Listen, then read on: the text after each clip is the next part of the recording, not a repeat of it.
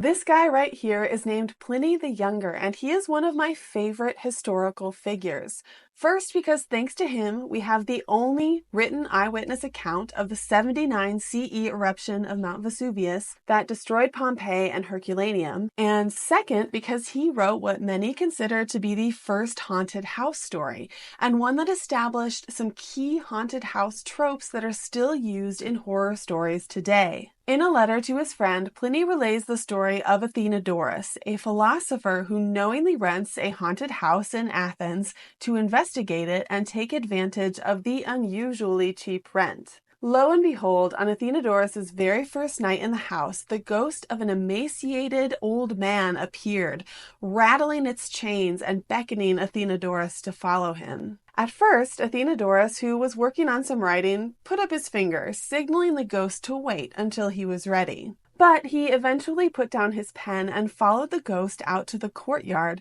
where the specter abruptly vanished. The next day, Athenodorus dug up the ground below where his ghostly visitor disappeared and discovered the chained skeleton of a man whose flesh had long since rotted away. Once the bones were relocated and given a proper burial, the house was no longer haunted, and that's where the story ends. The story of Athenodorus is one of 3 ghost stories Pliny laid out in his letter, which also includes one about a possible phantom barber disturbing the servants in his very own house. Ultimately, Pliny wondered if ghosts are real or if they're all in our heads. He writes, "I am extremely desirous to know your sentiments concerning specters, whether you believe they actually exist and have their own proper shapes and a measure of divinity, or are only the false impressions of a terrified imagination." Funny to think we're still asking the same question almost 2,000 years later.